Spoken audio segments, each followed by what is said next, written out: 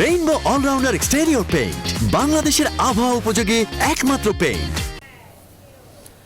স্বাগত নিউজ 24 সকাল 7টার সংবাদের সাথে আছি আমি আকাশ এহসান। দেখছিলেন সংবাদ শিরোনাম, এবারে পুরো খবর। ফেনীর ফতেপুর রেল ক্রসিং এ বাস ট্রেন সংঘর্ষে 2 জন নিহত হয়েছেন, আহত হয়েছেন 7 জন। বিস্তারিত জানাতে ঘটনাস্থল থেকে যুক্ত হচ্ছেন সহকর্মী নজির আহমেদ রতন। রতন, আপনার কাছ থেকে জানতে চাচ্ছি কিভাবে দুর্ঘটনাটি ঘটলো আর এখন কি অবস্থা, বিস্তারিত জানাবেন।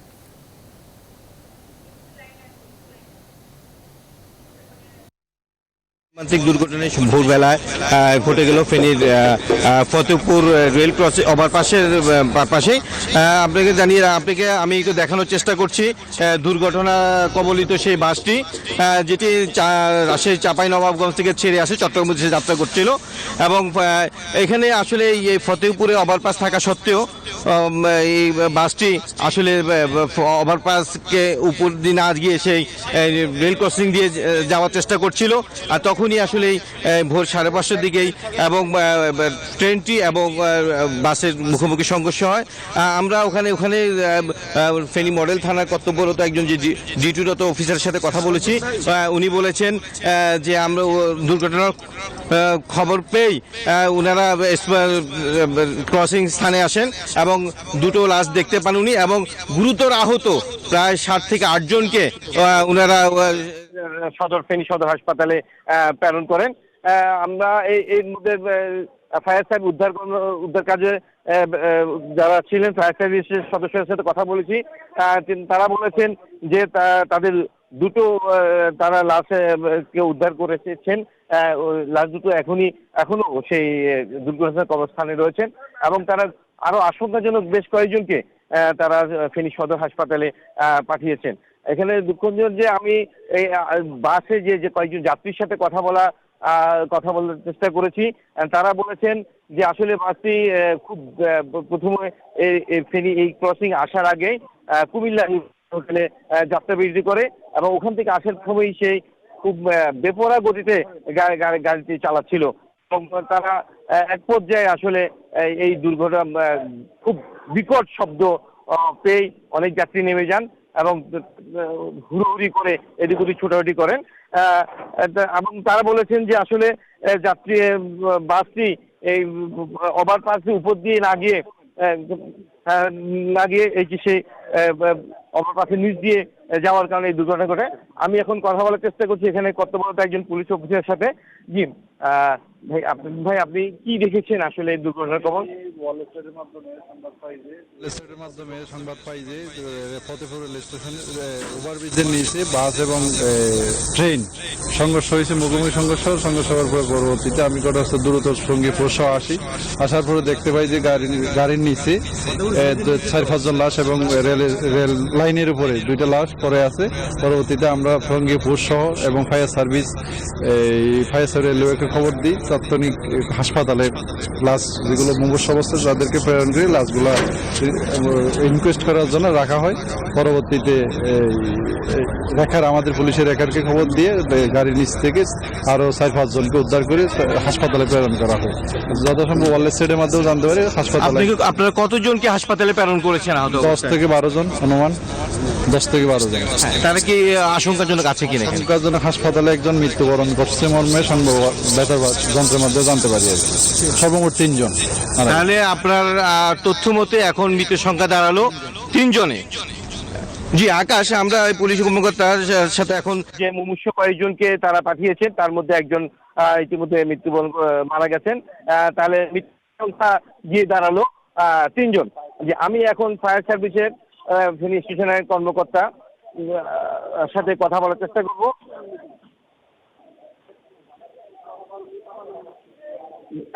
এখন বাসটিকে পুলিশের রেকার এনেছে যে উদ্ধার কবলিত বাসটিকে উদ্ধার করার নিয়ে যাচ্ছেন এবং আহতরাও বেশ কয়েকজন এখন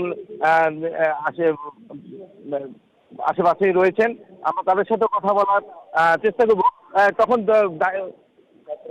দায়িত্বরত যে আপনি একজন পুলিশ অফিসারের কথা বলে আপনি তখন ডিউটিতে ছিলেন, তাই না? হ্যাঁ, আপনি কি দেখেছেন একটু জানাবেন? যে আমি এসে দেখি এক একজন এক এক ছিটকে আছে ভিতরে এবং অনেকে চিৎকার করতেছে বাঁচার জন্য, অনেকে বিভিন্ন আটকে আছে, অনেকে বের হয়ে আসতেছে ইনজুরি হয়ে, এখানে অনেকে মানে হাত পা নাড়া করতেছে আর যে ভাই আমাকে ধরেন। আমি তখন কাকে ধরবো? যার বেশি হেড ইনজুরি হয়েছে তাকে আমি তাৎক্ষণিকভাবে গাড়ি থামাইয়া বা যেই গাড়ি রিক্সা এবং ভ্যান গাড়ি আমি বলছি ভাই দ্রুত সদর হাসপাতালে নিয়ে যান। আপনারা আমার সাথে ফেনী মডেল থানা যোগাযোগ করে আপনাদের ভাড়া সমস্যা হবে না, আমি আপনাদের ভাড়া দিয়ে দেবো, আপনারা নিয়ে যান। আপনি স্পট ডেট কয়জনকে পেয়েছেন? স্পট ডেট আসলে তখন বুঝতে পারি নাই, পরবর্তীতে যখন আমি ভালো করে দেখলাম তখন বুঝতে পারলাম যে 2 জন, এবং 2 জনকে আমি নিচে পাইছি, রেল লাইনের নিচে পাইছি। ধন্যবাদ আপনাকে। জি আকাশ, আমি এখন ফায়ার সার্ভিস কর্মকর্তা, আপনার নামটা? আমার নাম আবু সাহেব মাসুম, আমি জি ফেনী স্টেশন দায়িত্বে আছে আবু সাহেব মাসুম, উনার সাথে কথা বলেছে। ভাই মাসুম ভাই, আপনি কি দেখেছেন, কখন এসেছেন দুর্ঘটনাস্থলে? আমরা আসলে 5:55 সংবাদ পেয়ে খুব দ্রুতই ঘটনাস্থলে আসি। এসে আমরা দেখতে পাই যে রেলের সাথে সংঘর্ষ হয়ে বাসটা সাইডে পড়ে আছে এবং বাসের নিচে একজন এবং বাসের ভিতরে সিটের মধ্যে নিচে আরো 2 জন চাপা পড়ে হাত পা নাড়তেছে। তো আমরা তাদেরকে খুব দ্রুত 2-3 মিনিটের মধ্যেই তাদেরকে উদ্ধার করতে সক্ষম হই এবং আমাদের গাড়ি দিয়ে তাদেরকে সদর হাসপাতালে প্রেরণ করি। আপনারা কতজনকে হাসপাতালে পাঠিয়েছেন? আমরা 3 জনকে হাসপাতালে পাঠিয়েছি আর 2 জন মৃত অবস্থায় পেয়েছি। এই 2 জনকে আমরা রেলওয়ে থানার SI সার্ভিস হস্তান্তর করেছি। তারা আমরা বাসে ছিল না, বাস থেকে দূরে রেল লাইনের মধ্যে পড়া ছিল, ছিটকে পড়েছিল তাদের বাস থেকে। যাত্রী কি কত, রেলের কি অবস্থা আপনি দেখেছেন? ট্রেনটিকে কি আপনারা পেয়েছিলেন? না, ট্রেনকে আমরা পাইনি, ট্রেনকে আমরা ঘটনাস্থলে পাইনি। আর টোটাল কতজন যাত্রী ছিল কতজন আহত সেই বিষয়ে আমরা বিস্তারিত জানতে পারিনি, কিন্তু আমরা কতজন উদ্ধার করেছি এই বিষয়টা জানতে পারছি, আমরা বলতে পারি আর কি। নিহত সংখ্যা কি এখন বেড়েছে কিনা আপনি কি জানতে পারেন? আমাদের লোকজন হাসপাতালে রুগী নিয়ে যখন গেছে তখন তারা ওখান থেকে শুনেছে, যারা এখান থেকে তারা প্রেরণ করছিল ওখানে নাকি আরো একজন মারা গেছে। হ্যাঁ, তাহলে কতজন হলো নিহত সংখ্যা বেড়ে? আমরা 2 জনই আমরা মৃত পাইছি, আর একজন আমরা শিওর না, কিন্তু যারা হাসপাতাল গেছিল তারা ওখান থেকে শুনে আসছে যে ওখানে নাকি একজন মারা গেছে। এই আর কি। যে এই উদ্ধার করতে কতক্ষণ সময় লাগতে পারে এটা? আমাদের উদ্ধার কার্যক্রম শেষ, এখন যেটা হচ্ছে বাসটা সরাবে, ওটা হাইওয়ে থানা পুলিশ রেকমেন্ড দিয়ে চেষ্টা করছে। আমাদের উদ্ধার কার্যক্রম মূলত শেষ, আমরা সার্চ করার জন্য শুধু দাঁড়িয়ে আমরা অপেক্ষা করতেছি। জি ধন্যবাদ আপনাকে। জি আকাশ, আমি এখন চেষ্টা করবো আসলে এখানে প্রত্যক্ষদর্শীজন যে দুর্ঘটনার সাথে আছে বাসে, তার সাথে কথা বলার জন্য। পুলিশ আসলে খুব ভোরবেলা হওয়াতে আসলে তেমন ভয়াবহ ক্ষতিকর এবং মানুষের ভিড় জমেনি। আমি এখন কথা বলবো আকাশে যে ফেনী রেলওয়ে পুলিশের ইনচার্জ সাইবুল সাহেবের কাছে। জি সাইবুল সাহেব, আপনারা দুর্ঘটনাটা কখন ঘটেছে এবং একটু জানাবেন কি? দুর্ঘটনা সকাল 6টার দিকে ঘটছে। বাসটি চাপাই থেকে চিটাগাং দিকে যাচ্ছিল। বাসটি যাওয়ার কথা ছিল উপর দিয়ে, নিচে দিয়ে কেন আসছে তার দেখা হচ্ছে। আর 2 ডাউন ট্রেনের সাথে ধাক্কা খাইছে, গায়ে ধাক্কা খেয়ে ঘটনাস্থলে 2 জন লোক মারা গেছে। এখন কি গাড়ি চলাচল কোনো ট্রেন চলাচল কোনো বাধা হচ্ছে? না, ট্রেন আসে না এখনো, ট্রেন চলাচল স্বাভাবিক আছে। ট্রেন চলাচল স্বাভাবিক আছে। জি আকাশ, এখনো ট্রেন চলাচল স্বাভাবিক রয়েছে, ট্রেন চলাচলে কোনো বাধাগ্রস্ত হয়নি। স্থানীয়রা, আমি চেষ্টা করব স্থানীয় কার সাথে, মুরব্বী, জি আমি স্থানীয় একজনের সাথে কথা বলার চেষ্টা করছি। জি ভাই, আপনি এটা কখন আপনি দুর্ঘটনা করছে, আপনি কি দেখেছিলেন? আমি ফজরের নামাজ পড়ার পরে দেখতেছি যে মানে ফজর নামাজের সময় একটা আওয়াজ হয়েছে, আওয়াজের পরে এবার পরবর্তীতে আমি এদিকে আওয়াজ শুনে আসলাম, আসি দেখতেছি যে কি। জি আপনাকে ধন্যবাদ। যে আকাশ, আমি এতক্ষণ পুলিশ কর্মকর্তা, ফায়ার সার্ভিস কর্মকর্তার সাথে কথা বলে যেটা জেনেছি যে মৃতের সংখ্যা 2 জন থেকে বেড়ে এখন 3 জনে দাঁড়িয়েছে এবং আশঙ্কাজনক যারা আহত হয়েছেন তাদেরকে ফেনী সদর হাসপাতালে চিকিৎসা চলছে এবং উদ্ধার কাজ দ্রুত তারা চালাচ্ছেন এবং ট্রেন চলাচল স্বাভাবিক রয়েছে। এই ছিল আমার কাছে ফেনীর ফতেপুর দুর্ঘটনার কবল থেকে সর্বশেষ তথ্য। আকাশ, ধন্যবাদ আপনাকে। দর্শক, ফেনীর ফতেপুর রেল ক্রসিং এ বাস ট্রেন সংঘর্ষের বিস্তারিত তুলে ধরছিলেন সহকর্মী রতন। এবার অন্য প্রসঙ্গ, করোনা নির্ধারিত হাসপাতালে এখন শয্যা ফাঁকাই থাকছে। শনিবার সারা দেশে করোনা হাসপাতালের 11,687টি শয্যার মধ্যে 9,222টি ফাঁকাই ছিল। এদিকে টেস্টের সংখ্যা ও সংক্রমণ হার কমে আসলেও মৃত্যুর সংখ্যা সেভাবে কমেনি। জনস্বাস্থ্যবিদরা বলছেন, ভ্যাকসিন না আসা পর্যন্ত ভাইরাস প্রতিরোধের স্বাস্থ্যবিধি মেনে চলতে হবে। এমনকি শীতের সংক্রমণ বাড়ুক বা না বাড়ুক, সবাইকে অন্তত মাস্ক পরার তাগিদ দিচ্ছেন জনস্বাস্থ্যবিদরা। বিস্তারিত হাসান পারভেজের প্রতিবেদনে। বিশ্ব স্বাস্থ্য সংস্থার নির্দেশনা অনুযায়ী কোনো দেশের শনাক্তের হার টানা ৩ সপ্তাহ ৫% নিচে থাকলে করোনা পরিস্থিতি নিয়ন্ত্রণে এসেছে বলে ধরা যায়। বাংলাদেশে শনিবার টেস্টের বিপরীতে গড় শনাক্তের হার ছিল ১১.০৮% এবং প্রায় এক সপ্তাহ ধরে গড় শনাক্তের হার ১২%-এর মধ্যে আটকে আছে। সেই হিসেবে দেশের সংক্রমণ পরিস্থিতি এখনও নিয়ন্ত্রণের বাইরে। দেশে গত ৭ মাসে করোনা শনাক্তের সংখ্যা ৪.৫ লাখ ছাড়িয়েছে। গত ২ মাস ধরে রোগীর সংখ্যা কমেছে। শনিবার শেষ তথ্য অনুযায়ী সারা দেশে করোনা হাসপাতালে ১১,৬৮৭টি শয্যার মধ্যে ৯,২২২টি ফাঁকা ছিল, আর ৫৬৪টি আইসিইউর মধ্যে ফাঁকা ছিল ৩১৪টি। ডায়াবেটিস, উচ্চ রক্তচাপ, অ্যাজমা এবং ওজন বেশি থাকে, ঝুঁকিপূর্ণ তাদেরকে অবশ্যই হাসপাতালে আসা উচিত। নিজের পক্ষে একজন চিকিৎসকের সঙ্গে তাদের ঘনিষ্ঠ যোগাযোগ থাকা দরকার। জনস্বাস্থ্যবিদরা বলছেন, সংক্রমণের হার নিম্নমুখী হলেও এখনও স্বস্তিকর অবস্থায় আসেনি। টেস্টের সংখ্যা না বাড়াই জনস্বাস্থ্যবিদরা ক্ষোভ প্রকাশ করেছেন। স্বাস্থ্য অধিদপ্তরের শনিবারে দেয়া তথ্য অনুযায়ী টেস্ট হয়েছে ১০,৮৫৯টি। প্রথমে ছিল একটা ল্যাবরেটরি, এখন ১০৯টা হয়ে গেছে, কিন্তু টেস্টের নাম্বার বাড়ছে না। মানে আমাদের মেলা যন্ত্রপাতি আছে, আমরা এটাই আমরা বলছি। যন্ত্রপাতি আসলে কি হচ্ছে, যন্ত্রপাতি আমাদেরকে কি প্রোটেক্ট করবে? সেই যন্ত্রপাতির যে টেস্ট হচ্ছে কত, ১১,০০০। এখন সারা দেশে স্বাস্থ্যবিধি মানার ক্ষেত্রে শৈথিল্য দেখা যাচ্ছে। ভ্যাকসিন না আসা পর্যন্ত সবাইকে স্বাস্থ্যবিধি মেনে চলার তাগিদ দিয়েছেন বিশেষজ্ঞরা। ভ্যাকসিন না আসা পর্যন্ত না, ভ্যাকসিন আসলেও এই স্বাস্থ্যবিধি মেনে চলতে হবে। ভ্যাকসিন নেওয়ার পরেও কিন্তু মাস্ক করতে হবে।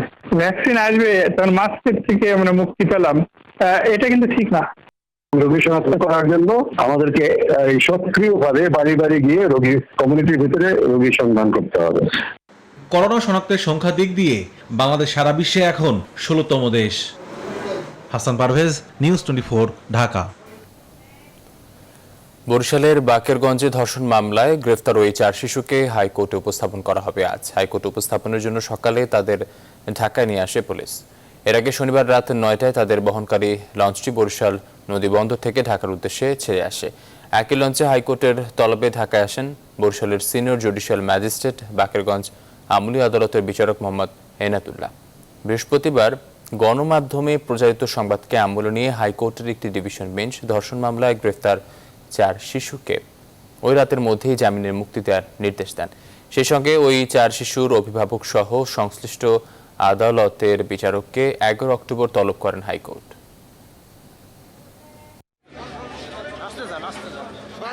আমাদের বাচ্চাদের একটা নামে আমাদের একটা মিথ্যে মামলা করছে, যে ধর্ষণ মামলা, সেই জন্য হাইকোর্ট তলব করছে, আমরা হাইকোর্টে চলে যাচ্ছি। সৌদি যাওয়ার উদ্দেশ্যে ঢাকা এসেছেন 4 দিন। হোটেলের খরচ বাঁচাতে থেকেছেন ডিএনসিসি মার্কেটের বারান্দায় রাস্তায়। টিকিট পাওয়ার পর করোনা টেস্ট শেষে এমন সীমাহীন দুর্ভোগে অনেক সৌদি প্রবাসীরাই। এত কষ্টের পরও যদি ফেরা যায় নিজ কর্মস্থলে। সৌদি প্রবাসীদের রূঢ় বাস্তবতার গল্পের বাকিটা রিশাদ হাসানের কাছে।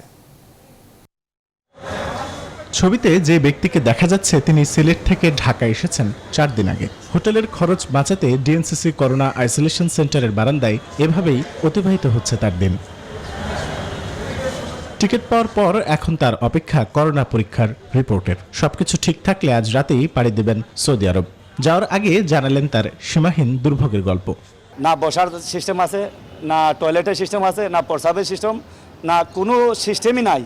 মানুষের যদি একটা গাভী ফালে, গাভীর ঘরটা আরো সুন্দর করে বানিয়ে রাখে, কিন্তু ওইভাবে কোনো পরিবেশ নাই ওই জায়গায় থাকার মতন। রাজধানীর কারওয়ান বাজারে টিকিটের জন্য নজরুল ঢাকায় এসেছেন 3 দিন আগে। টিকিট পেলে বাড়ি যাওয়ার সুযোগ না থাকায় সৌদি আরব যাওয়ার প্রস্তুতিও নিয়ে এসেছেন তিনি। তবে পকেটমার টাকা নিয়ে যাওয়ায় বিপাকে এই প্রবাসী। আমার টাকাগুলি সবগুলো নিয়ে গেল, এখন জানি না কই থাকুম, অথবা মানে যে টাকাগুলো নিয়ে গেছে এর জন্য সমস্যা হয়। হাশেম ও নজরুলের মতো এমন দুর্ভোগে আছেন অনেকেই। টানা 2 সপ্তাহ চেষ্টার পর যারা টিকিটের জন্য এসেছেন তাদের অনেকেরই দুশ্চিন্তা দ্রুত করোনা টেস্টের রিপোর্ট পাওয়া নিয়ে, আবার কাউকে ফিরতে হচ্ছে টিকিট ছাড়াই।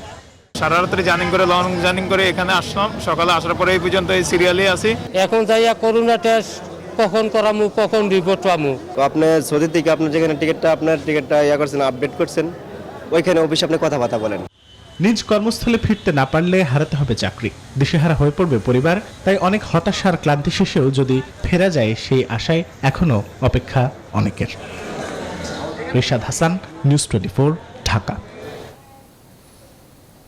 ঢাকা 18 আসনের উপনির্বাচনের দলের মনোনয়ন না পেয়ে বিএনপির বঞ্চিত একাধিক প্রার্থীর সমর্থকেরা দলের মহাসচিব মির্জা ফখরুল ইসলাম আলমগীরের বাসভবনে ডিম ছুঁড়ে প্রতিবাদ জানিয়েছে। অন্যদিকে আওয়ামী লীগ প্রার্থী এবং তার সমর্থকরা বলছেন, এই উপনির্বাচনে ভোট কেন্দ্রে ভোটারের ঢল নামাতে প্রস্তুতি নিচ্ছেন তারা। আনুষ্ঠানিক প্রচারণা শুরু না হলেও এই উপনির্বাচন ঘিরে প্রধান দুই দলই সক্রিয় এখন। বিস্তারিত তৌহিদ শান্তর প্রতিবেদনে। শুক্রবার বিকেলে যুবদল নেতা এস.এম. জাহাঙ্গীরকে ঢাকা 18 আসনে দলের প্রার্থী হিসেবে মনোনয়ন দেয় বিএনপি। একদিন পর শনিবার বিকেলে উত্তরায় দলের মহাসচিবের বাসার সামনে এই অবস্থান নেয় মনোনয়ন না পাওয়া দুই বিএনপি নেতা বাহাউদ্দিন সাদি এবং কফিল উদ্দিনের সমর্থকেরা।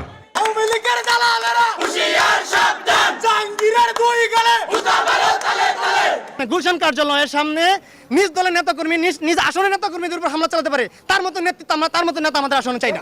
আমরা এম কফিল ভাইয়ের পক্ষ থেকে আসছি এবং সাদি আহমেদের পক্ষ থেকে লোকজন আসছে। যদিও এস.এম. জাহাঙ্গীর বলছেন, যারা ধানের শীষ চেয়েছিলেন কিন্তু পাননি, ঐক্যের স্বার্থেই তাদের নিয়ে নির্বাচনের মাঠে থাকবেন তিনি। এখন 9 জনকে তার পার্টি মনোনয়ন দিতে পারবেন না, পার্টি মনোনয়ন দিবেন একজনকে। যোগ্য 9 জনের ভিতর থেকে পার্টি একজনকে বেছে নিয়েছে। কাজেই আমি পার্টির প্রতি কৃতজ্ঞ এবং আমাদের সেই যোগ্য যে নেতৃবৃন্দ আছেন আমি সবাইকে নিয়েই কাজ করব। আনুষ্ঠানিক প্রচারণার এখনই সুযোগ নেই বলে নিজের নির্বাচনী অফিসেই কর্মী সমর্থকদের নিয়ে নির্বাচনে জয়ী হওয়ার প্রস্তুতি সাজাচ্ছেন আওয়ামী লীগের প্রার্থী হাবিব হাসান। দলের গুরুত্বপূর্ণ নেতা সাহারা খাতুনের মৃত্যুতে এই আসন শূন্য হয়, যেখানে সংসদ সদস্য হতে ইচ্ছুক ছিলেন আওয়ামী লীগের অর্ধশতাধিক নেতা। ঢাকা 18 আসনের সমস্ত জনগণ আজকে উৎসাহ দেখাচ্ছে, তারা ভোট কেন্দ্রে যাওয়ার জন্য উদ্গ্রীব হয়ে আছে। আওয়ামী লীগের মনোনীত প্রার্থীকে বিজয় সুনিশ্চিত করার জন্য সকলে ঐক্যবদ্ধভাবে কাজ করতেছে। আগামী 12 নভেম্বর ঢাকা 18 আসনে উপনির্বাচন অনুষ্ঠিত হবে। আমি আশা করব তারা ঢাকা 18 আসনে। তৌহিদ শান্ত, নিউজ 24, ঢাকা।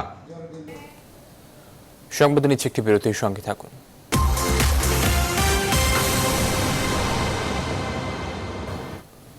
বিরতির পর আবারও স্বাগত সংবাদে। পোস্ট অফিসে এখন আর আগের মতো ব্যক্তিগত চিঠি আসে না, তাহলে কি পোস্ট অফিসের কাজ কমে গেছে? সংশ্লিষ্টরা বলছেন না, কাজ বেড়েছে আরও। তবে কাজ বাড়লেও কুরিয়ার সার্ভিসের সাথে পাল্লা দিতে পারছে না ডাক বিভাগ। ডাক ও টেলিযোগাযোগ মন্ত্রী মোস্তফা জব্বার বলেন, ডাক বিভাগকে আরও দ্রুত গতিসম্পন্ন আধুনিক করতে বিভিন্ন কার্যক্রম হাতে নেওয়া হয়েছে। সজীব রহমানের ছবিতে বিশ্ব ডাক দিবসকে ঘিরে অন্তরা বিশ্বাসের 3 পর্বের ধারাবাহিকের শেষ পর্ব। উপমহাদেশের রানার বা ডাকপিয়নদের যাত্রা শুরু 1206 থেকে 1210 সালের মধ্যে। প্রায় 800 বছর পর ইন্টারনেটের ভিড়ে ডাকপিয়ন বা রানারের অপেক্ষায় থাকতে রাজি নন কেউ। 1774 সালে শুরু হওয়া ডাক সার্ভিসের বাংলাদেশে এখন স্লোগান সেবাই আদর্শ। তবে এর সেবার মান বা গতি নিয়ে প্রশ্ন আছে জনমনে। ঢাকায় 130টি জায়গায় ডাকের কার্যক্রমকে ভাগ করার কথা। জনবলের অভাবে ঢাকার জায়গাগুলোকে এখন 73টি বিটে নামিয়ে আনা হয়েছে। যেই লোকটার দিনে 400 চিঠি ইস্যু করতে পারবে একটা কাউন্টার থেকে, ন্যাচারালি সে 800 চিঠি পারবে না, সার্ভিস খারাপ হবেই। প্রতীকী অর্থে পুরো দেশেরই ডাকের এই দশা। জনসংখ্যা বেড়েছে, কিন্তু সেই তুলনায় বাড়েনি রানার বা ডাকপিয়নের সংখ্যা।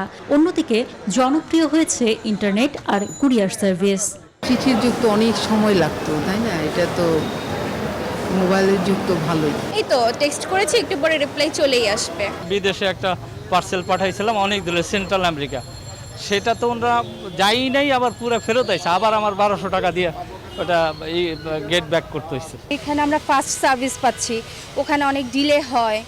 সংশ্লিষ্টরা বলছেন, ডাক বিভাগের বেহাল দশার রয়েছে আরও অনেক কারণ। জনবলের কমতির পাশাপাশি ডিজিটাল দক্ষতার অভাব, দুর্নীতি, অবকাঠামোর অব্যবস্থাপনা সব মিলিয়ে ডাকের গতি কমেছে। বাংলাদেশে ৯,৮৮৬টি ডাকঘর রয়েছে। 2000 সালে 24 কোটিরও বেশি চিঠি বিলি হতো এই ডাকঘরগুলোর মধ্য দিয়ে, আর এখন সেই সংখ্যা নেমে এসেছে 5 ভাগের 1 ভাগে। সংশ্লিষ্টরা বলছেন চিঠির সংখ্যা কমলেও কাজ কমেনি। দেশের সব প্রান্তে ডাক বিভাগের সংস্পর্শ রয়েছে বলে তাদের দাবি। তাদের মতে এই ক্ষমতা বা নেটওয়ার্ক কুরিয়ার সার্ভিসের নেই।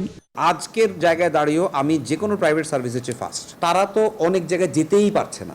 যুগের সাথে তাল মিলিয়ে ডিজিটাল যুগে প্রবেশ করতে ডাক বিভাগের বিভিন্ন কার্যক্রমের কথা জানান ডাক ও টেলিযোগাযোগ মন্ত্রী। এটাকে সম্পূর্ণ ডিজিটাল করার জন্য উদ্যোগ নেওয়া হয়েছে, সফটওয়্যার তৈরি হচ্ছে। আরো একটা কর্মকাণ্ড যুক্ত করেছে, সেটি হচ্ছে ডিজিটাল ডাক কেন্দ্র। অন্তরা বিশ্বাস, নিউজ 24, ঢাকা।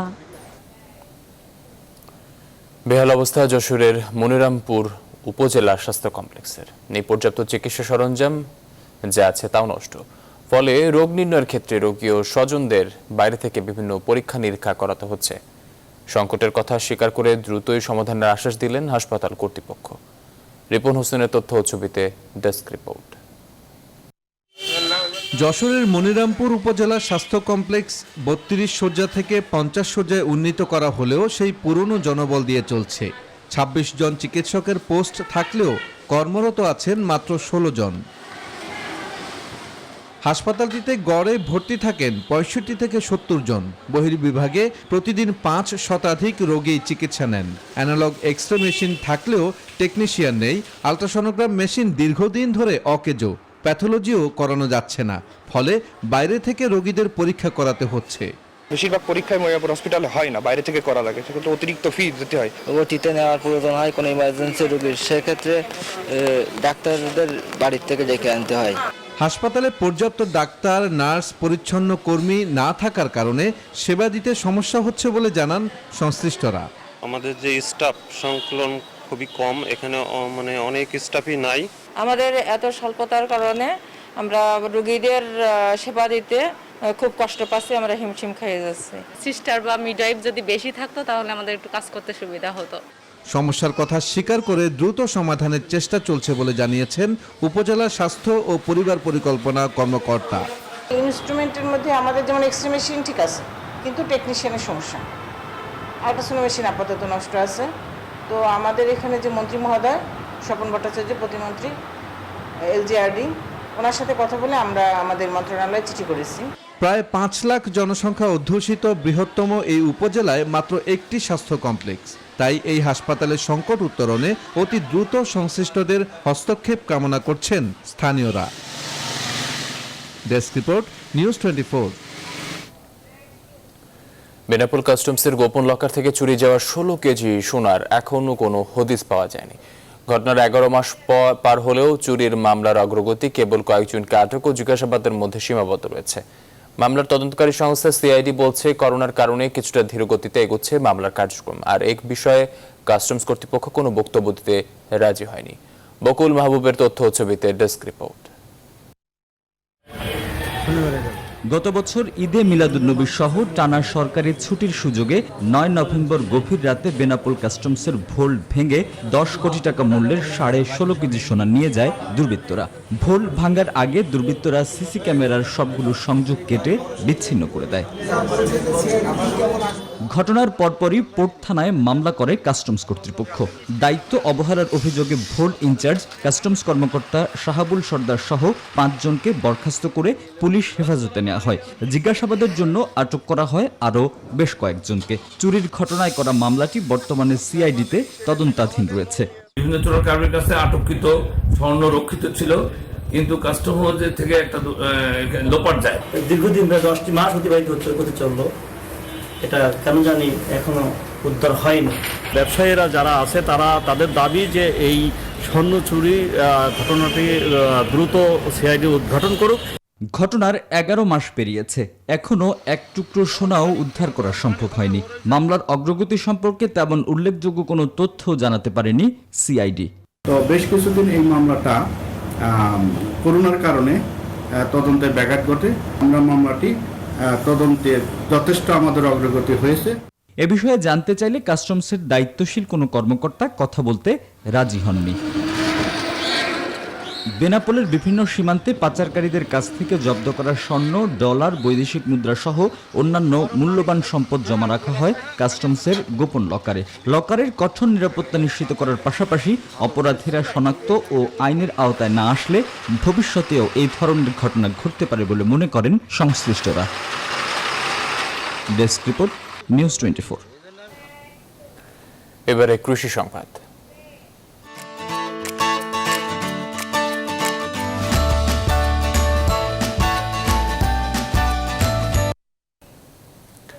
টাঙ্গাইলের মধুপুরের আনারসের সুনাম দেশ জুড়ে। সুস্বাদু এই ফল জমি থেকে তুলে প্রতিদিনই নিয়ে আসেন জলছত্র হাটে। সুস্বাদু এই আনারসের বাজার নিয়ে বিস্তারিত জানাতে মধুপুরের জলছত্র হাট থেকে যুক্ত হচ্ছেন সহকর্মী আতিক রহমান। আতিক, আপনার কাছ থেকে জানতে চাচ্ছি, হাটে আনারসের দাম এবং কেমন দেখছেন সরবরাহ, এবং আনারস বাজারজাতকরণে কি বলছেন কৃষকরা, জানাবেন।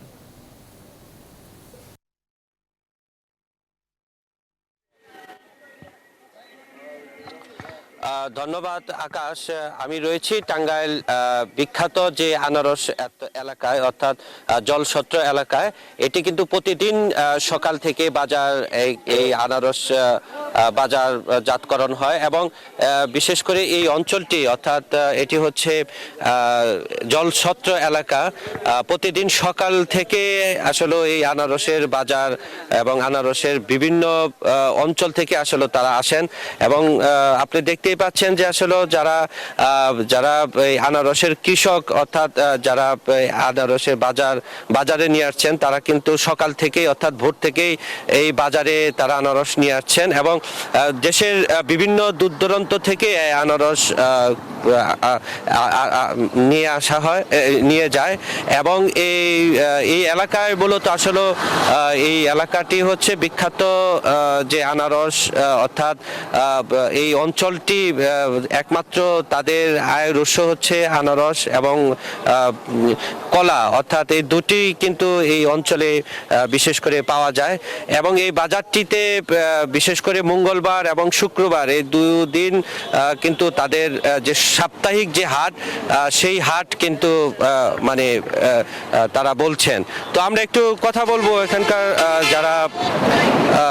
যারা এই আনারস যারা নিয়ে এসেছেন তাদের সাথে। আপনি একটু বলবেন যে কি অবস্থা আপনাদের যে বাজারের ব্যবস্থাপনা, এবং কিরকম আপনারা এই দাম পাচ্ছেন?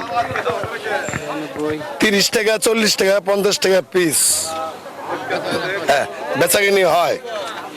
আপনার হইলো 200 করে আনারস 4000 টাকা, 5000 টাকা দর বেচা হয়। প্রতিদিন কি হাট হয়? না, প্রতিদিনই বাজার হয়, প্রতিদিনই বাজার হয়।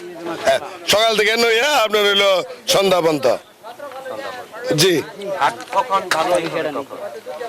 হাট হইলো আপনার হইলো 12টার দিক দিয়ে পুরাটা লাগে জায়গা। ধন্যবাদ আপনাকে। চাচা, আপনি একটু বলবেন যে কি অবস্থা? ভালো ইনশাল্লাহ। এবার দাম পাচ্ছেন কেমন? দাম ভালোই, মোটামুটি টাইলাররা পাইছে, খুব ভালো হয়েছে। মোটামুটি আল্লাহর রহমতে এই বাজার থাকলে চলবো আর কি।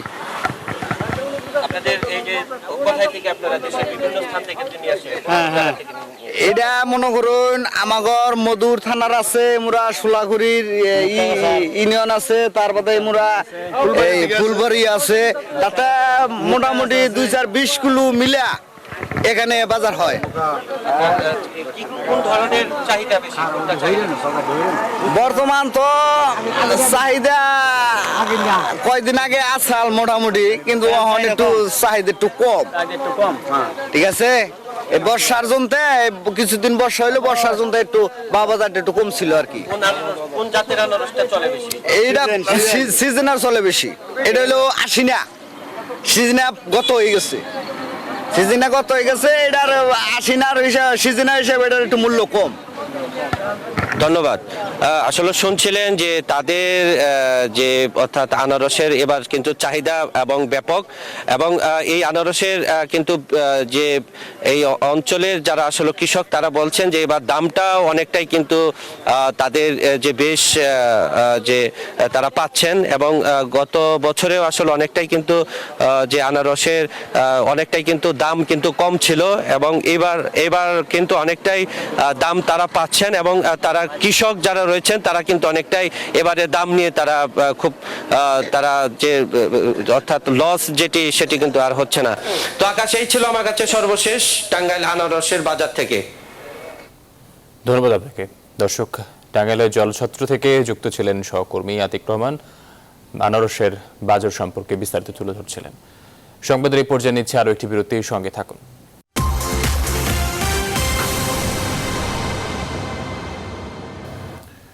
বিরতির পর আবার স্বাগত সংবাদে।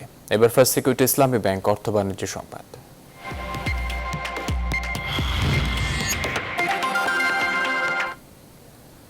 অলস বিকেলে পারিবারিক কোনো সঙ্গীত সন্ধ্যায় কিংবা বন্ধুদের সাথে আড্ডায় গিটার না হলে অনেকেরই চলে না। কিন্তু কেমন আছেন এই গিটার ব্যবসায়ীরা? রাজধানীর সায়েন্স ল্যাবরেটরির দোকানগুলোতে করোনার আগে প্রতিদিন প্রায় 15 থেকে 20টি গিটার বিক্রি হলেও এখন দিনে 2-1টির বেশি বিক্রি হয় না। এমন বাস্তবতায় বড় ধরনের লোকসানের মুখে পড়েছেন সংশ্লিষ্টরা। বিস্তারিত জানাচ্ছেন ফাতেমা কৌসার। সুর সঙ্গীতের ভক্ত যারা, তাদের কাছে তো বটেই।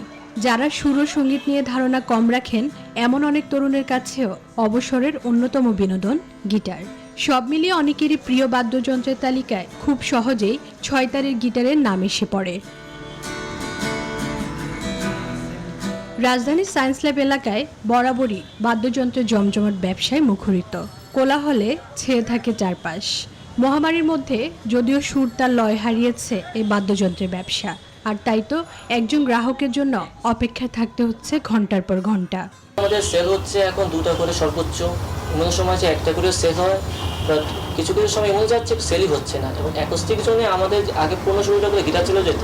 স্কুলগুলো, ইউনিভার্সিটিগুলো আপনার সব কিছু বন্ধ হওয়ার কারণে, মিউজিক্যাল ইনস্টিটিউটগুলো বন্ধ হওয়ার কারণে স্টুডেন্ট এখন আর গিটার কিনতে আসতেছে না, বা টিচারও এখন আর ওই আপনার ইনস্টিটিউটগুলো ক্লাস হচ্ছে না, সব কিছুই বন্ধ। ওভারঅল আমাদের গিটারের সেলগুলো খুবই কমে গেছে। করোনার আগে এসব দোকানে গড়ে অন্তত 15 থেকে 20টি অ্যাকোস্টিক গিটার বিক্রি হলেও এখন সেখানে 3 থেকে 4টি গিটার বিক্রি করাই যেন কঠিন হয়ে পড়েছে। অ্যাভারেজে সেল হচ্ছে 1 লাখ থেকে 2 লাখ টাকা সেল হয়, বাট হচ্ছে করোনার সময় হচ্ছে অনলাইনে সেল হয়েছে, বাট এখন স্লো। এখন অ্যাভারেজ যেমন 70-80,000 এর মধ্যে আমাদের সেল আছে। এমন বাস্তবতায় সুরযন্ত্রের দোকানগুলোতে যে নিস্তব্ধতা নেমে এসেছে তা খুব সহজেই কেটে যাবে, এমন প্রত্যাশা সবার। ফাতেমা কাউসার, নিউজ 24, ঢাকা। এবার মার্কিন নির্বাচন প্রসঙ্গ।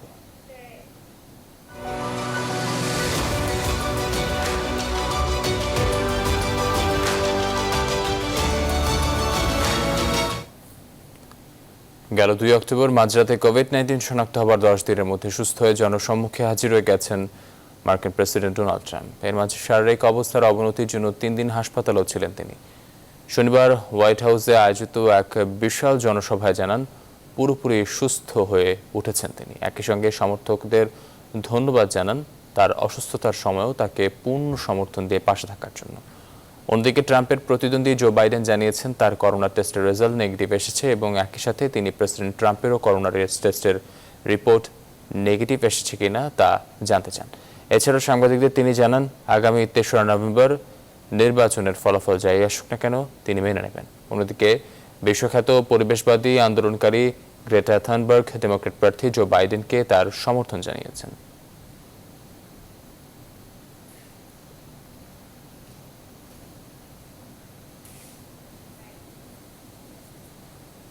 এর আগে শুক্রবার প্রেসিডেন্ট ডোনাল্ড ট্রাম্প করোনার আক্রান্ত হওয়ার কারণে প্রেসিডেন্সিয়াল নির্বাচনের আগে নির্ধারিত ডিবেট অনুষ্ঠান বাতিল ঘোষণা করেছে পিডিসি। তবে দ্বিতীয়টি বাতিল হলেও তৃতীয় বিতর্ক অনুষ্ঠিত হবে বলে জানিয়েছেন প্রেসিডেন্সিয়াল ডিবেটস কমিশন। আর ফক্স নিউজকে দেয়া সাক্ষাৎকারে ট্রাম্প জানিয়েছেন তিনি সুস্থ এবং ঔষধ নেওয়া বন্ধ করেছেন। তবে করোনা নেগেটিভ রেজাল্ট আসার আগেই ট্রাম্পের জনসম্মুখে আসা ও সশরীরে নির্বাচনী প্রচারণায় অংশগ্রহণের ঘোষণার কড়া সমালোচনা করেছেন জো বাইডেন। নাহিদ জিহানের ডেস্ক রিপোর্ট। মার্কিন প্রেসিডেন্সিয়াল নির্বাচনের পূর্বে বিতর্ক আয়োজন যুক্তরাষ্ট্রের একটি ঐতিহ্যবাহী রীতি, কিন্তু এবছর প্রেসিডেন্ট ট্রাম্প কোভিড-19-এ আক্রান্ত হওয়ায় এবং ভার্চুয়াল ডিবেটে অংশগ্রহণে রাজি না হওয়ায় বাতিল ঘোষণা করা হয়েছে দ্বিতীয় দফার বিতর্ক। শুক্রবার বিতর্কের আয়োজক কর্তৃপক্ষ the commission on presidential debates জানিয়েছে 15 অক্টোবরের ডিবেট বাতিল হলেও 22 অক্টোবর অনুষ্ঠিত হবে তৃতীয় দফার চূড়ান্ত বিতর্ক। এর মাঝে মার্কিন ফক্স নিউজকে দেয়া এক ভার্চুয়াল সাক্ষাৎকারে প্রেসিডেন্ট ট্রাম্প জানান তিনি এখন পুরোপুরি সুস্থ। একই সঙ্গে কোনো ধরনের ঔষধও সেবন করছেন না তিনি। যত দ্রুত সম্ভব ফ্লোরিডায় তার নির্বাচনী প্রচারণায় অংশগ্রহণ করবেন বলেও আশা প্রকাশ করেন ট্রাম্প।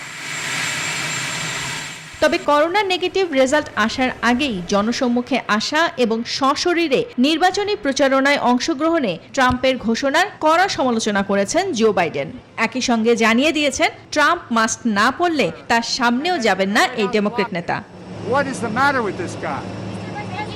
এদিকে হোয়াইট হাউসে করোনা ভাইরাস ছড়িয়ে পড়ার কারণ হিসেবে গেল মাসে আয়োজিত এক অনুষ্ঠানের সমালোচনা করেছেন মার্কিন শীর্ষ ভাইরাস বিশেষজ্ঞ ডাক্তার অ্যান্থনি ফৌসি। তিনি বলেন, গত 26 সেপ্টেম্বর সুপ্রিম কোর্টের বিচারপতি হিসেবে অ্যামি কোনি ব্যারেটের মনোনয়ন ঘোষণা অনুষ্ঠানে হোয়াইট হাউসের বেশিরভাগ কর্মকর্তা ও আমন্ত্রিত অতিথি কোভিড-19-এর স্বাস্থ্যবিধি মেনে চলেননি। নাহিদ জিহান, নিউজ 24। নিচে আরও একটি বিরতির সঙ্গে থাকুন।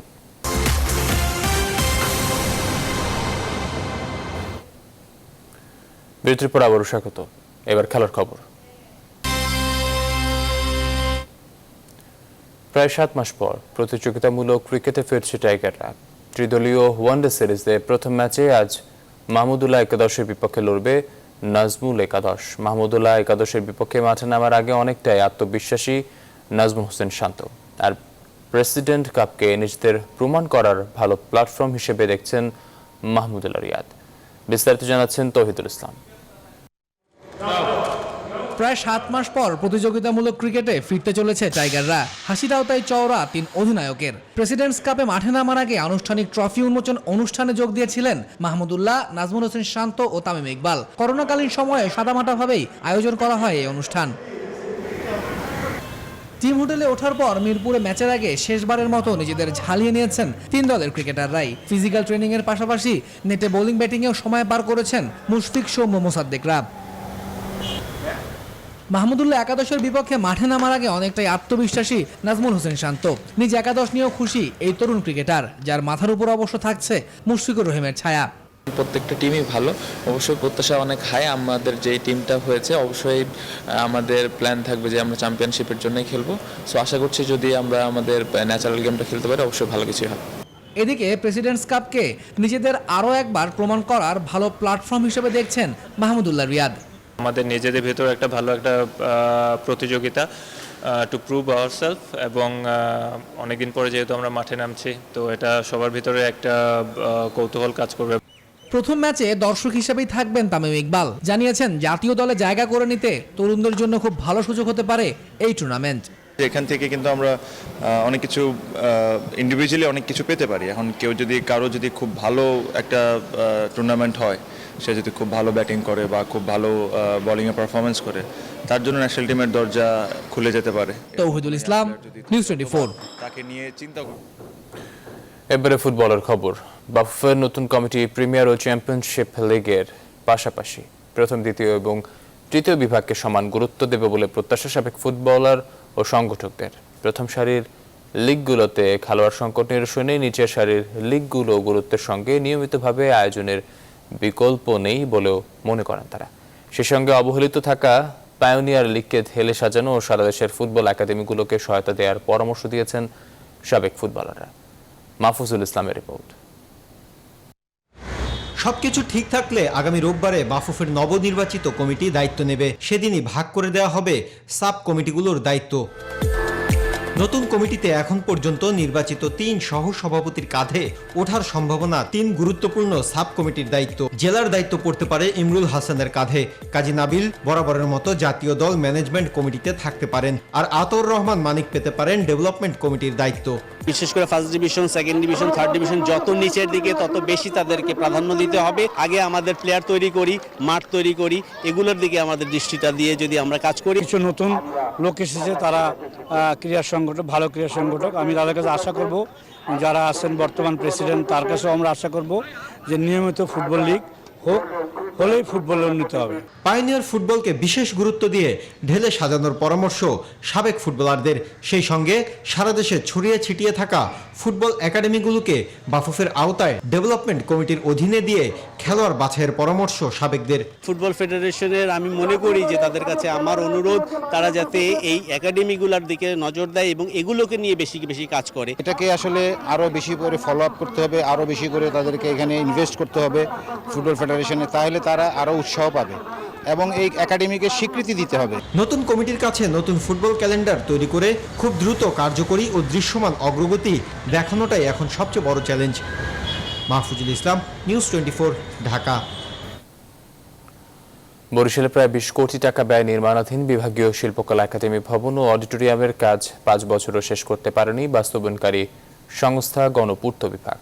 ভবনটির আনুষ্ঠানিক উদ্বোধন হয় 2018 সালে। তারপর 6 মাসেরও বেশি সময় পেরিয়ে গেলেও আজও এই ভবনে শিল্পের চর্চা করতে পারেনি কেউ।